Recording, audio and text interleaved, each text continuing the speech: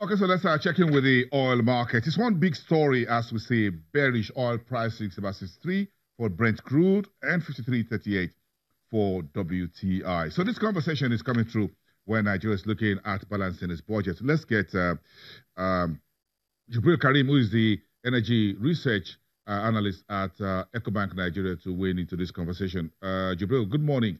Thank you very much. When oil prices start behaving this way, we need to touch base with professionals like yourself to give us a sense of how to find our way in this volatility that we have. What's your current reading?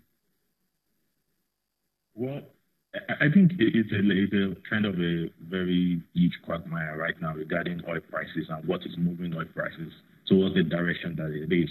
Because it's really, as much as it has everything to do with the supply and demand side, it has actually had a lot to do with on the diplomatic side as well. Because on the supply side, yes, they are concerned that there are higher production coming from the United States, and the fact that the anticipated decline in Iranian production is not coming forth because the U.S. waiver to major Iranian crude buyers simply means that Iranian crude will still be available in the market. But on the diplomatic side, if you look at the language, the body language of the United States government, and by that I mean the U.S. president, over the past few days, it has been that the U.S. government is basically expecting some form of reward from the Saudi Arabia government. Haven't given the Saudi Arabia government some form of soft landing regarding the murder of the Wall Street Journal reporter, that is Jamal Khashoggi. So this puts Saudi Arabia in a very tight corner. If we look at the current level and what the statement of the Saudi Arabian government has been over the past 2 weeks, it has been that if crude oil price continues towards this trend, we'll most likely we'll see an implementation of a cut in December. But with the U.S. government, the U.S. president being very vocal about it, being grateful to the Saudi Arabian government for keeping crude oil prices low, it will be a very difficult situation for Saudi Arabia to actually commit to cutting crude oil production right now. So that's kind of the quagmire we are in right now, and that's what the market is reading into. The market hasn't seen a clear direction that OPEC will be implementing a cut when they meet in December, and with that, we've seen prices are reacting to that as well. And the fact that the U.S. president is even saying that he would expect to see even crude oil prices at a much lower price than where they are right now. So it creates a lot of issue for traders in the market who are very concerned as the direction of crude oil prices, and that's why we have seen this level of depressed prices.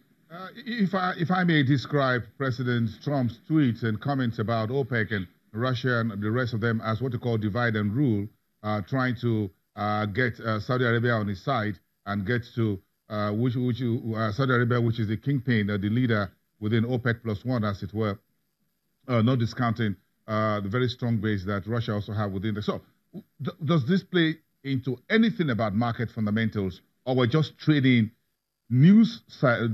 We're trading tweets, we're trading news headlines without little regard for the fundamentals, really? Well, if you look at fundamentals, all right, so when we're looking at the fundamentals of where the demand and supply will be, we're basically talking about convergence of prices to a much more longer-term expectation. And in the long run, it's actually not very gloomy. It's actually not very gloomy for crude oil prices, because what we've seen is that on the supply side, most especially coming from the United States, we've seen a lot of pipeline that will be able to evacuate crude oil production from West Texas to the Gulf of Mexico, where they can be processed, are coming online in 2019 and in 2020. All that are expected to add about 2 million barrels to crude oil production as well. And also, Iranian crude is not going off the market. So on the supply side, there seems to be an increased expectation in supply. And on the demand side, given the expectation regarding global growth, it has actually weakened a lot the expectation has weakened a lot over the past month. So that is, the long term is not looking very good as well. And in the short term, that you will expect some medium term fluctuation around a higher price. The U.S. president has actually helped to keep that price low. So if it were to be that expectation in the long run are actually much better than it is, maybe crude oil price will be able to resist the rhetorics of the U.S. president. But given that the long-term expectations are also not very bright, that's the reason why we find ourselves here. Okay, so oil prices at 80. Good news for Nigeria in terms of revenue, bad news in terms of under recovery. If oil prices go back to 30, bad news for Nigeria's fiscal balance, but good news in terms of oil price under recovery. So this is a cut in the middle. Okay, yes, it is. But if you look at on the balance, Nigeria actually do better with higher crude oil price. We can't compare the amount we gain from higher prices relative to the amount we lose when prices are high due to petroleum product subsidy. So if Nigeria have to pick one, definitely higher price. Give me higher price any day. So we most favor higher prices. Regarding the subsidy issue and the under recovery on the NNPC book, that can be fixed. We don't need to continue to subsidize a product that is mostly used by about 10% of the population and camouflaging it other subsidizing the masses. You're not subsidizing the masses by subsidizing PMS. The impact of removal of subsidy on PMS on the low-income earner, on the poor... Hold on a second, Jubril. That's a very highly inflammable line you're crossing there. When every Nigerian administration, every president in Nigeria believes, or perhaps maybe President Jonathan, when he suspended all subsidy in 2012 January midnight, New Year's Eve. Apart from perhaps that scenario, everybody else believes that if you subsidize petrol, you're helping Nigerians, you're helping the poor. So no, you come around. Yes. A lot of these decisions to continue to subsidize petroleum products have come from people who have made the decision without actually checking studies that have actually evaluated the impact of subsidy of petroleum products. Of all the petroleum products, the only product that you can subsidize that will have any major impact on the masses is actually kerosene. And that's even in the past now because LPG is rapidly replacing kerosene. Subsidizing PMS, if over 90% of the benefit of subsidy in PMS actually accrued to just about 2-3% of the population. And this is study carried out by IMF. These are not just numbers. Who are these 2.3% of Nigeria, or the population? I'm not sure I'm one of them.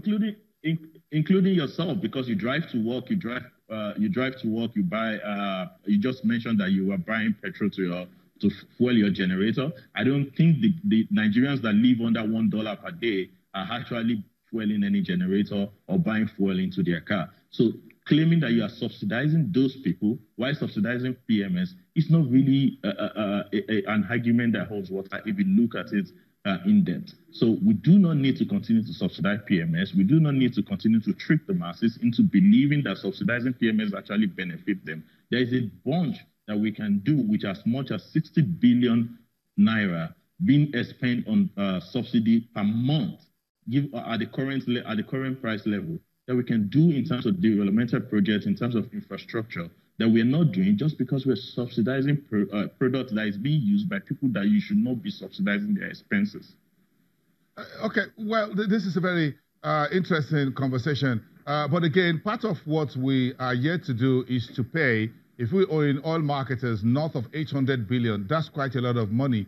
Now, the debt office and the marketers are heading to the Senate to say, look, we need to find this money. The DMO is saying, hold on a second, take it easy with us. We just got approval from National Assembly in September, mid of September, technically. We're yet to get the FEFEC or the cabinet approval to pay you this money, which was coming through the promissory notes. We're yet to clear some of this legacy debt. Then we're talking about the current yet undisclosed under recovery by the NNPC. So either way, we still have this sort of Damocles over us as far as oil subsidy, what the current and the appropriate pricing for petrol products should be under the current environment in which we find ourselves.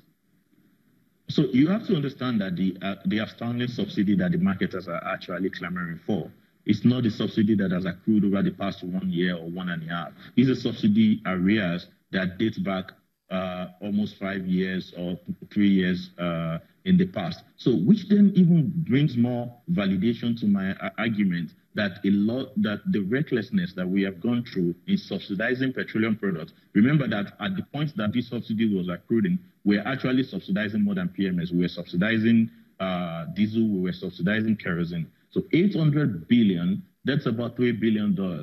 That's about $3 billion that we have to pay the marketers now. And it is the money. They have to collect it. The Senate has given approval for around 380